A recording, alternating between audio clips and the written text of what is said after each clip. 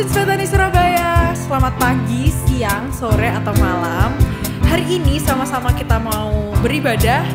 Walaupun kita masih beribadah secara online, tapi aku percaya bahwa ruang dan waktu tidak akan membatasi hadirat Tuhan. Yuk sama-sama kita mau nyanyikan.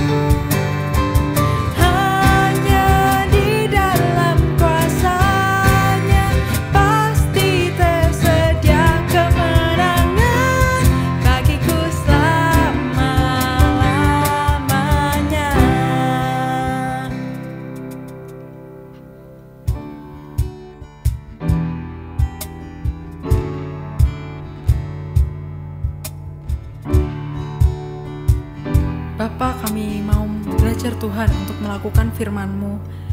Tapi kami tahu apabila kami mengandalkan kekuatan kami sendiri, kami tidak akan dapat, Tuhan. Kami memerlukan pertolongan-Mu, Tuhan.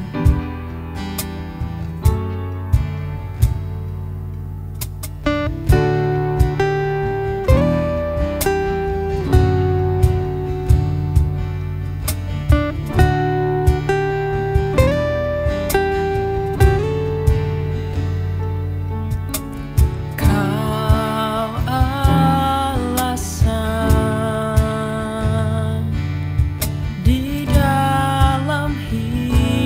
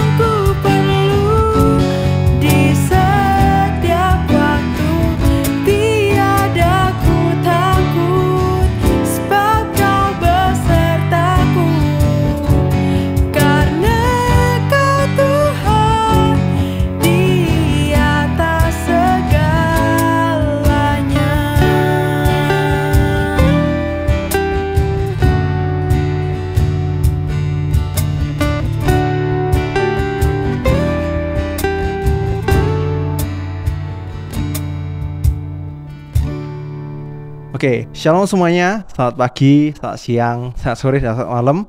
Jam berapapun kalian ngikuti, senang banget kita bisa kembali sharing gitu ya firman. Kita berdiskusi bersama, sama-sama kita merenungkan firman. Dan pada hari ini aku dikasihi teman-teman sekota gitu ya, sebuah tema yang menurutku sangat penting, yakni adalah self control. Kenapa kok self control ini penting teman-teman? Karena kalau kita nggak punya ini, maka besar kemungkinan kita akan melakukan banyak keputusan yang kita sesali. Kita mengatakan sesuatu yang nggak semestinya gitu ya. Kita akan dikuasai oleh emosi, oleh perasaan kita, dan akan menjadi masalah yang ya semakin besar. Dan ini salah satu ciri kedewasaan. Ketika seorang punya pengendalian diri, bisa dikatakan dia adalah seorang yang lebih dewasa gitu ya. Karena itu kita penting untuk kita belajar mengenai pengendalian diri ini. Oke, siap? Semangat semuanya ya. Ayo sama-sama kita berdoa terlebih dahulu. Kami bersyukur Tuhan buat waktu ini, buat kesempatan ini kami dapat merenungkan firman-Mu, supaya kami dapat belajar Tuhan, Roh Kudus-Mu yang menuntun setiap kami, berbicara, membimbing, menegur setiap kami Tuhan, sehingga setiap kami tahu apa yang perlu kami lakukan Tuhan. Setiap kami dapat beroleh sesuatu yang baru, bukan hanya pengetahuan saja Tuhan, tapi terlebih kami memperoleh rema di dalam kehidupan kami dapat tahu apa yang perlu kami lakukan Tuhan. Di dalam nama Yesus kami berdoa, sama kita katakan amin. Oke, jadi hari ini kita akan belajar mengenai self control. Oke, dan kita akan baca satu ayat gitu ya. Kita akan baca satu ayat untuk membuka ini, yakni di Amsal 16 ayat 32. Oke, sama-sama kita baca ya. Orang yang sabar melebihi seorang pahlawan.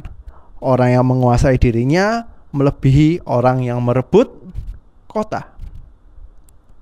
Kalau mungkin aku bisa katakan bahwa pahlawan itu adalah sesosok yang luar biasa, yang dia buat sesuatu yang sangat berdampak untuk orang lain, yang sangat kuat, mungkin melakukan apa yang orang lain rata-rata nggak bisa lakukan.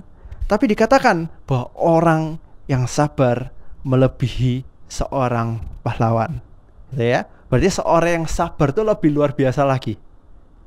Kemudian yang kedua adalah orang yang menguasai dirinya melebihi orang yang merebut kota.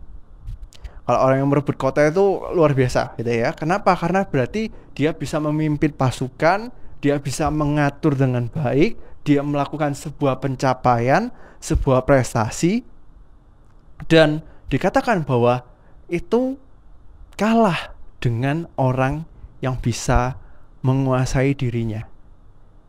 Artinya apa teman-teman? Artinya ketika kita belajar mengenai pengendalian diri, mungkin pengendalian diri ini akan lebih sulit dibandingkan sekadar kita mencapai sebuah pencapaian, prestasi, atau melakukan suatu hal, mencapai suatu hal gitu ya. Itu ternyata ada yang lebih sulit lagi nih, yakni namanya adalah pengendalian diri. Kok bisa ya? Nah, mungkin aku ada salah satu contoh nih teman-teman.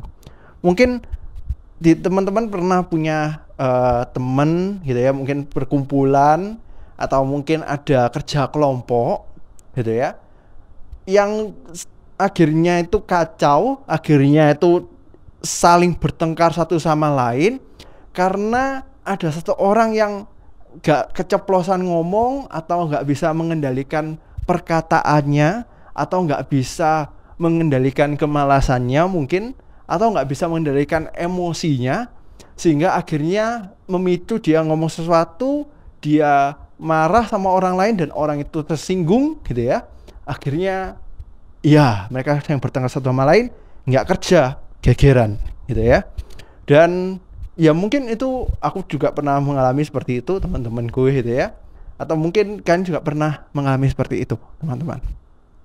Nah, masalah di dalam kelompok itu bukan karena nggak mampu bekerja dengan baik, bukan karena sang ketua nggak mampu untuk mengatur anggota kelompoknya, ataupun ya benernya mereka bisa mengerjakan itu dengan baik. Permasalahannya bukan skillnya, bukan keterampilannya, bukan kemampuannya. Permasalahannya adalah pengendalian diri. Dan ini bisa jadi banyak aspek, sangat luas. Pengendalian diri itu bisa meliputi apa saja gitu ya. Tapi kita sepakat pada hari ini bahwa kita perlu belajar mengenai pengendalian diri. Kalau kita tidak belajar pengendalian diri, maka akan terjadi masalah yang banyak di dalam banyak area kehidupan kita. Akan timbul banyak penyesalan. Oke? Ayo sama-sama kita belajar. Ada 3 hal yang mungkin bisa jadi kita belajar untuk mengendalikan diri di dalam area kehidupan kita. Yang pertama adalah perkataan, gitu ya. Yang kedua adalah pikiran dan keinginan, karena biasanya keinginan itu timbul karena adanya pikiran, teman-teman, gitu ya. Keinginan akan timbul karena pikiran. Dan yang ketiga adalah perasaan dan emosi, ya. Nah, ketika seorang nggak bisa mengendalikan dirinya, tidak bisa mengendalikan perkataannya, tidak bisa mengendalikan pikiran dan keinginan, tidak bisa mengendalikan perasaan dan emosinya, maka kemungkinan besar seseorang tersebut akan melakukan sebuah keputusan yang akan merugikan dirinya sendiri, menyakiti dirinya sendiri, yang akan menyakiti orang lain, dan bahkan membuat banyak penyesalan di dalam kehidupannya. Penting untuk menjaga 3 ini: perkataan, pikiran dan keinginan. Yang ketiga adalah perasaan dan emosi, teman-teman. Penting untuk kita belajar. Oke? Dan ada 2 hal yang bisa kita pelajari untuk kita tanamkan di dalam pikiran kita mengenai pengendalian diri ini. Apa itu? Yang pertama adalah ini: tidak semua hal yang kita inginkan harus segera ada dan harus segera terwujud. Kita tinggal di sebuah masa yang sangat memudahkan kehidupan kita sekali, gitu ya. Kita beli barang nggak perlu ke toko, kita bisa pesan via online, via marketplace, gitu ya. Kemudian kalau kita pengen beli makanan, kita nggak perlu datang ke tempatnya, kita tinggal pesan via food delivery, bahkan harganya jauh lebih murah ketika kita pesan via food delivery dibandingkan kita datang ke sana, teman-teman. Agak konyol, tapi itu yang terjadi di masa-masa kita, gitu ya. Dan kita tinggal di sebuah masa yang enak banget karena semua bisa di custom sesuai keinginan kita, sesuai selera kita. Kita bisa pesen custom bantal, gelas, tumbler, gitu ya, sesuai keinginan kita. Dan kita harus ingat satu hal, teman-teman, bahwa gak semua hal di dalam kehidupan kita seperti itu. Gak semua hal di dalam kehidupan kita bisa sesuai keinginan kita, ataupun bisa cepat, segera terwujud dan segera ada. Karena hidup itu lebih dari sekadar mie instan, betul? Dan banyak di dalam kehidupan yang tidak seperti itu. Aku pernah katakan itu. Banyak di dalam kehidupan kita, salah satunya adalah apa? Salah satunya adalah jawaban doa kita. Mungkin kita berdoa dan belum tentu jawabannya langsung segera ada dan langsung segera terwujud, teman-teman. Dan akan jadi sebuah masalah ketika kita memaksakan, ketika kita menginginkan jawaban doa kita harus segera ada dan harus segera terwujud. Kita bisa kecewa, kita bisa marah sama Tuhan. Mungkin kitalah yang belum siap untuk menerima jawaban doa tadi. Mungkin kita ingin meraih prestasi, mungkin kita ingin punya barang tertentu, mungkin kita ingin punya pencapaian, mungkin kita ingin jadi ketua OSIS, mungkin atau jadi ketua organisasi, atau kita ingin dapat sebuah jabatan mungkin, teman-teman. Nah, nggak salah dengan semua itu, tapi ketika kita minta dan kita memaksa sama Tuhan, bisa jadi jawaban doa kitalah yang belum siap untuk menerima itu. Kitalah yang belum siap untuk menerima jawaban doa kita. Kalau kita belum siap, ketika dijawab bisa jadi masalah, bisa jadi merugikan diri kita sendiri. Karena itu kita harus tetap, Tuhan mungkin mau jawab, teman-teman. Tuhan mau jawab, tapi Tuhan juga mau proses kita. Namanya proses butuh waktu. Ketika kita diproses sama Tuhan, kita harus sabar, kita harus setia, kita harus mau terus berusaha supaya kita bisa jadi pribadi yang lebih baik, kita jadi pribadi yang siap menerima jawaban doa kita sendiri. Oke? Ingat, karena hidup lebih dari sekadar mie instan. Kita next. Tidak semua hal yang ada di pikiran dan perasaan kita harus segera kita ungkapkan saat itu juga. Bukan berarti nggak boleh marah, teman-teman. Mungkin kita ada perasaan, mungkin kita sedih, mungkin kita ada pikiran, kita ada ide, kita ada solusi mungkin. Tidak harus segera kalian ungkapkan begitu saja. Kenapa? Karena sebagai contoh, kalau ada teman kalian yang datang sama kalian, mau curhat sama kalian, ini terjadi sama aku juga gitu ya. Ketika ada teman yang mau curhat, teman-teman teens mau curhat, di dalam pikiranku tuh langsung ada banyak pikiran, banyak ide, banyak solusi, banyak persamaan, banyak cerita. Dan ketika teman teens itu curhat sama aku, kemudian aku banyak cerita sama mereka, bukan mereka yang curhat jadinya, tapi aku yang curhat, teman-teman. Kenapa? Karena aku terburu-buru mengeluarkan apa yang ada di pikiranku, terburu-buru mengeluarkan apa yang menjadi ide, solusi, cerita di dalam pikiranku, dan aku mungkin gak memperhatikan. Mungkin solusi itu bisa membantu teman-teman, tapi yang mereka butuhkan saat itu, mereka butuh didengar. Karena itu mungkin aku juga minta maaf buat mungkin yang pernah cerita sama aku Yudi gitu ya.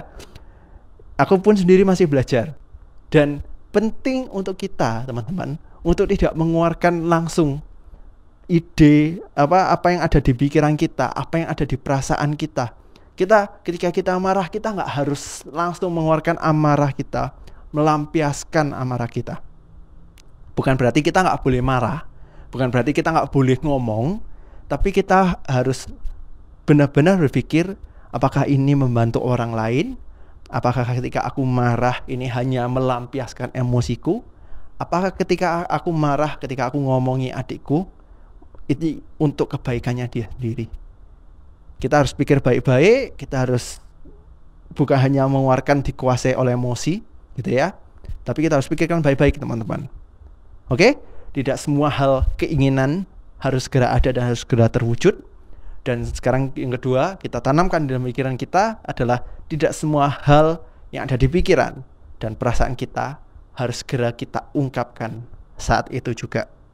Oke, kita akan masuk ke sebuah ayat. Gitu ya, kita akan baca dari sebuah ayat firman Tuhan, yakni di Galatia 5 ayat 16 sampai 18. Aku bacain buat setiap kita. Ayat yang ke-16. Maksudku ialah, hiduplah oleh roh, maka kamu tidak akan menuruti keinginan daging. Keinginan daging yang dimaksud di sini adalah satunya adalah ya dikuasai oleh emosi, dikuasai oleh keinginan kita. Ya adalah salah satunya adalah keinginan daging, teman-teman. Ayat yang ke-17.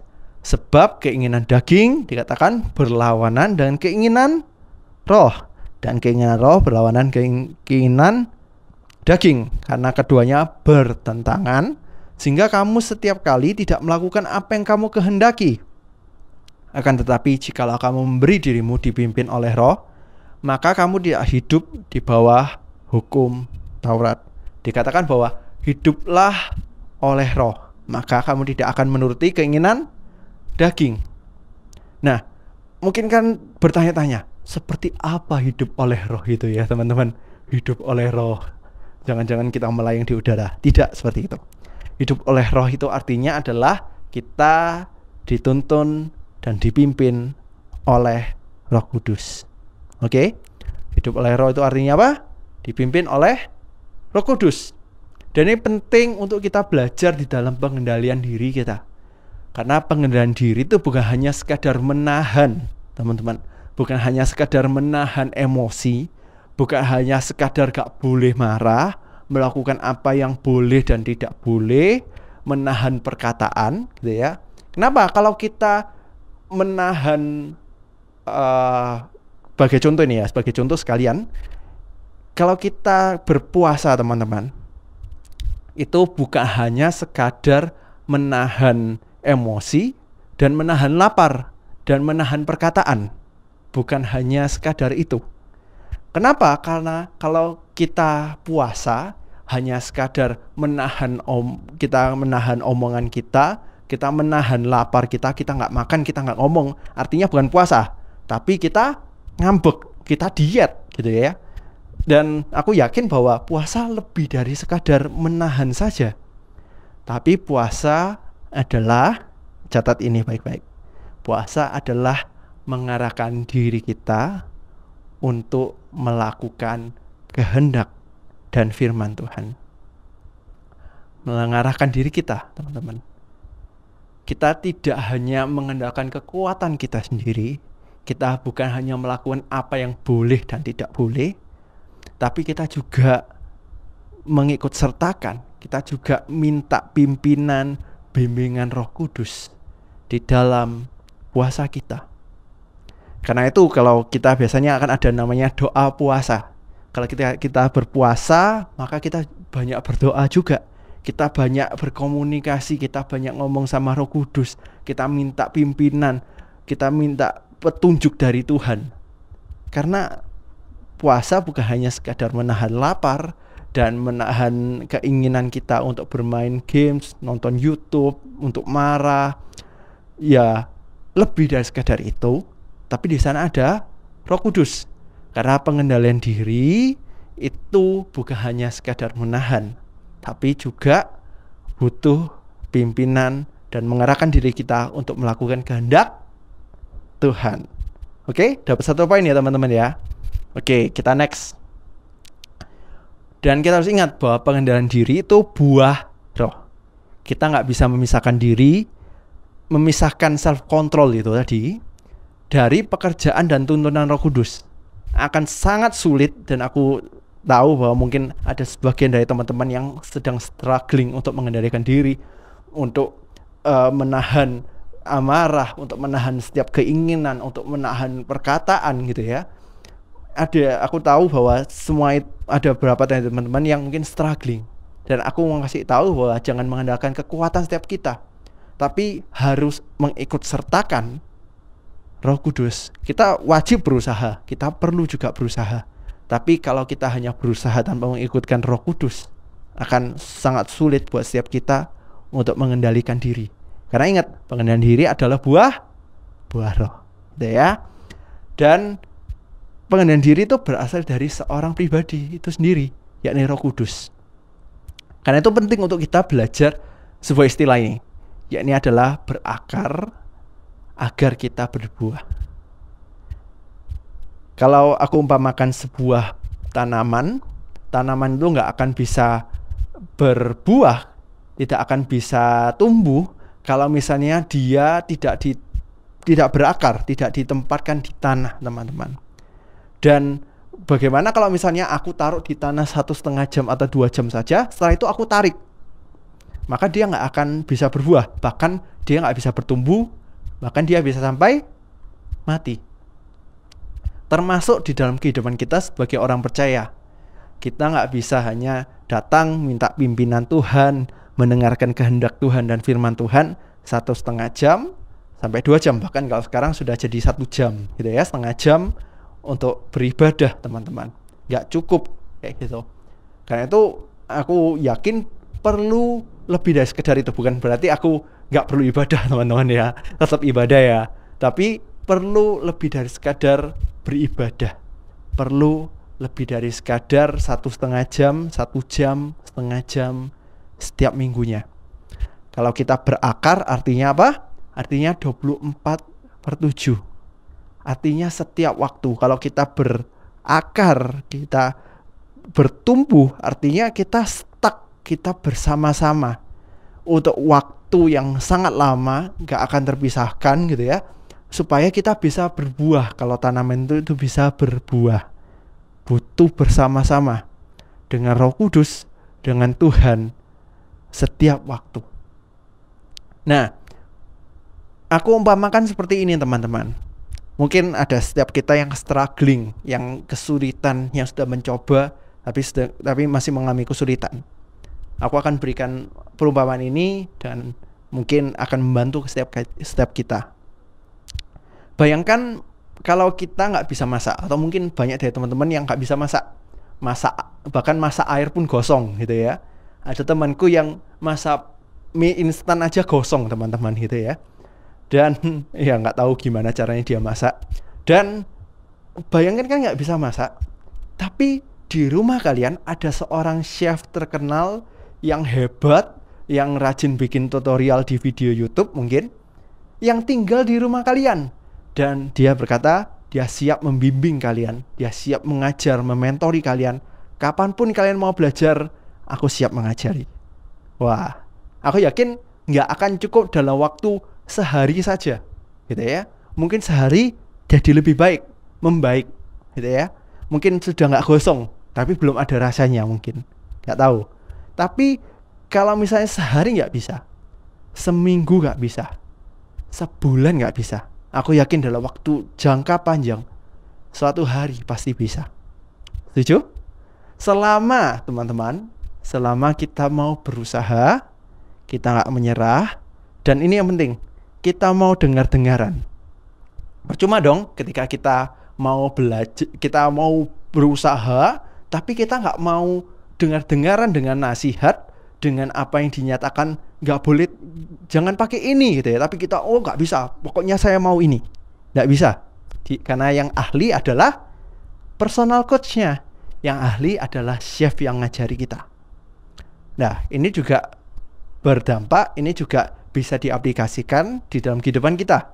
Ketika kita mau belajar pengendalian diri, kita sangat beruntung, Tuhan baik, karena kita punya personal coach yang tinggal di dalam diri kita, yang tinggal di dalam kehidupan kita, yang siap membimbing kita.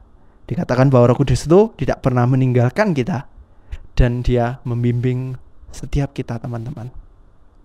Mungkin ketika kita gak bisa mengendalikan diri kita marah sembarangan, kita mengucap kata yang sembarangan.